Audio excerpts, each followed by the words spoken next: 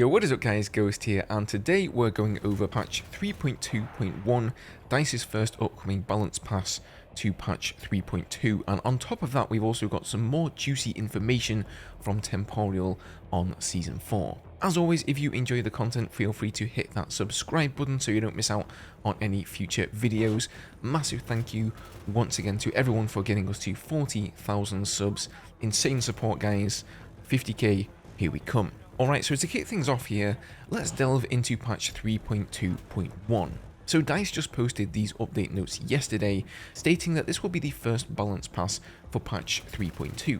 They plan to reveal the release date of this update early next week, so stay tuned for that, but they also said that the next update they post after 3.2.1 will be Season 4, which if we go by the weekly missions calendar, should be releasing on the 28th of February. So the first big change we have here is to the Javelin and the Tracer Dart. So the Javelin can no longer lock onto the Tracer Dart while the dart is out of sight. So as I mentioned in my 3.2 review, then I definitely found it a bit gimmicky that you could lock a darted vehicle through any kind of terrain cover, behind a building, literally wherever. I did wonder whether or not this was simply a bug, and DICE didn't clarify that for us here, but whether unintended bug or intended gameplay, I think it's a change for the better.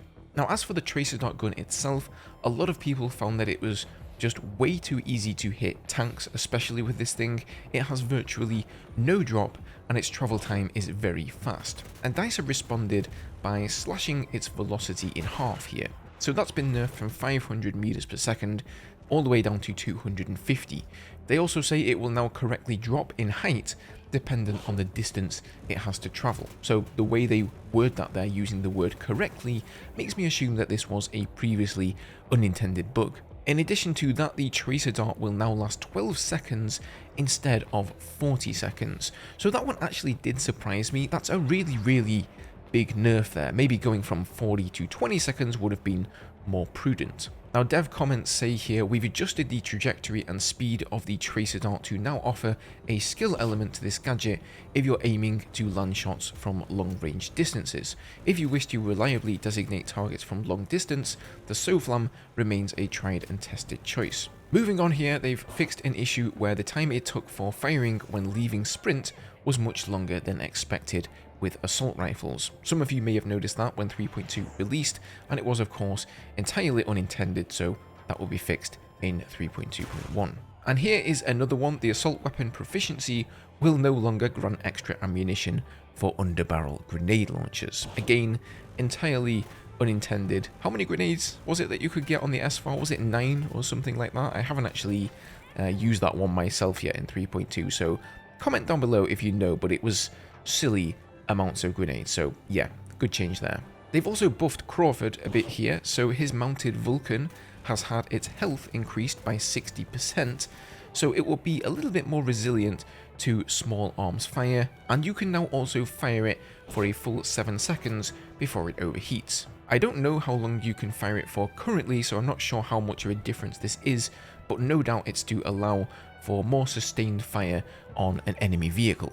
Moving on to weapons here, you will be happy to hear, well, most of you anyway, that the drum magazine ADS buff is being reverted with 3.2.1. But DICE do have something to say on the matter.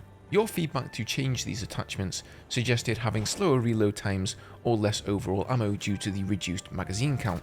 These are very valid areas to look at, however we believe those two would not compensate for the greater increase in combat uptime that these attachments give you. With a shorter magazine, you have to pick your fights while weaving in and out of combat against multiple enemies, prioritizing targets based on awareness or proximity. With larger magazines, such as the case with drum and extended mags, this overhead disappears as you have the luxury of less reloading and more ammo availability. It's very important for us to act upon your feedback, and we'll continue to make adjustments for drum and extended magazines in a later update. So if you are unhappy with drum mags currently being the endgame outright best attachment, it does sound like DICE are looking at alternative balancing methods here. Next we have some buffs, would you believe it, for the new vault weapons. So the MTAR has had its recoil adjusted to be in line with other assault rifles, and its damage up to 40 meters has been increased from 18 to 22, which will make it a 5-shot kill instead of a 6-shot kill. Good stuff there in my book. The MTAR really felt a bit wild and unpredictable with its insane rate of fire, and the TTK was just too long for it to be competitive.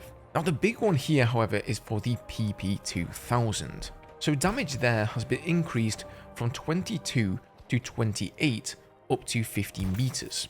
That makes it a 4-shot kill at that range, and in fact, as multiple people have pointed out already, this is actually the same damage model as the SFAR. In fact, the SFAR is the only other weapon in the game that has 28 damage per shot up to 50 meters, that is to say, automatic weapon. Now in the case of the SFAR, that goes up to 75 meters. However, the SFAR only has a rate of fire of 600 and the PP2000 has 650. So this Vault weapon will have a faster TTK than the SFAR up to 50 meters. That's going to be interesting. Heck, this might be the first time I actually pick up a Vault weapon for longer than a few kills. Interestingly though here, there is absolutely no mention of the M39 EMR two-shotting people with the suppressor. So is it an intended gameplay quirk? Have DICE seriously not seen our feedback on this? Or have they been quietly fixing it without telling us so they can sweep that little mishap under the rug? Who knows, but I'll be trying that out in 3.2.1 to see if it's been changed or not. Now moving on here, let's talk Season 4. So last week Temporio released a lot of valuable info on the new specialist, the new map, new LMG and SMG. But most recently, he has discovered yet another weapon, a new assault rifle. So this is the RM68. Description reads, using 6.8mm polymer cased ammo, this integrally suppressed assault rifle boasts high accuracy thanks to its increased barrel length. The speculation here is that it's based on the real life RM277. So that one definitely hits the cool factor. For me, I'm a sucker for suppressed weapons, and it also sounds like it's going to be very accurate at great ranges. Now so far that's a new assault rifle, a new SMG and a new LMG for Season 4. 3 weapons is the most we've seen for a single season out of DICE, but according to Temporal, he says there are even more weapons, so that's certainly great news to hear there. Now if you guys missed my videos on Temporal's other findings, feel free to check those out if that's your jam. Thank you for spending your time with me today guys, and I'll see you all in the next one.